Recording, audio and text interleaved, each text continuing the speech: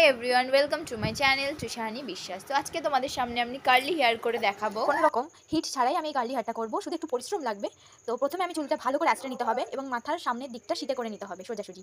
তো চুলে জট থাকলে হবে না, ভালো করে চুল আঁচড়ে নিয়ে একটা এরকম একটা চিরুনি নিয়ে যেটা করে সেকশন করা যায়, তো পাতলা পাতলা সেকশন করে আমি নিয়ে বিনুনি করা স্টার্ট করে দেবো। তো এটা কোনো রকম চুলের ক্ষতিও করবে না, বরং চুলের ভালো হবে, কারণ চুল বাঁধা খুবই ভালো। তো যেহেতু আমার পরের দিন বিয়ে বাড়ি, তো তাই আমি আগের দিন বিকেলবেলা করে রাখছি।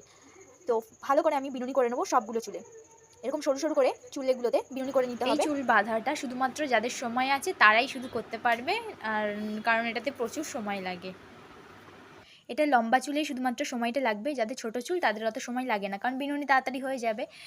ছোট চুলে দিনের দিন করা যাবে এবং 4-5 ঘন্টা রাখলে কার্লিটা চলে আসবে। হ্যাঁ, এটা করতে একটু পরিশ্রম যাবে, খাটুনি যাবে, কিন্তু চুলটা তো বাঁচাতে পারবো। আর আমি যদি কোনো কার্লার মেশিন দিয়ে আমি চুলটাকে কার্ল করি, তো চুলের অবস্থাটা জানে, কে যারা করেছে তারা জানবেই। চুলটা তো প্রথমে তো হিট দিলে চুল গরমে চুলটাকে নষ্ট করে দেয়, পুরো ড্রাই করে দেয়। হ্যাঁ, এবার মাঝে মাঝে করা বা খুবই অল্পর জন্য করা ঠিক আছে, সবসময় এটা কারোর পসিবল হয় না। তো আমিও কার্ল মেশিন দিয়ে আমি চুল কার্ল করেছি, কিন্তু চুলটা খুবই পাতলা হয়ে গেছিলো, তাই আমি তারপর থেকে আর করি না এটা।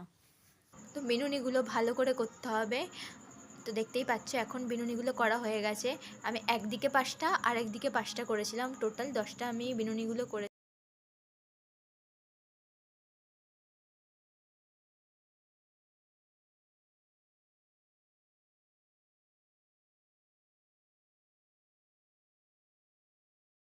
পরের দিন সকালে আমি চলে এসেছি, চুলগুলো খুলে নিয়ে আমি চুলগুলো এবার এক একটা বিনুনিগুলোকে খুলবো।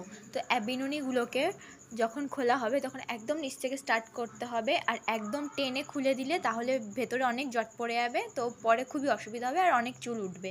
তো খুবই আস্তে ধীরে এই বিনুনিগুলোকে খুলতে হবে।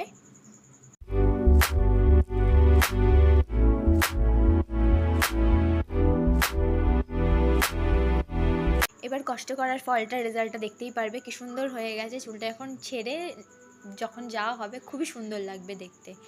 তো আমার তো ভীষণ পছন্দ হয়েছে, পুরো ক্রিম্পার মেশিন দিয়ে যেমন ক্রিম্পিং করা হয় চুল, ঠিক সেইভাবেই লাগছে। তো খুবই ভালো লাগছিলো দেখতে, চুলের ভলিউমটাও বেড়ে গেছে। তো তোমাদের এই ভিডিওটা যদি ভালো লেগে থাকে, লাইক কমেন্ট শেয়ার করে দিও, আর সাবস্ক্রাইব করে প্লিজ পাশে থেকো।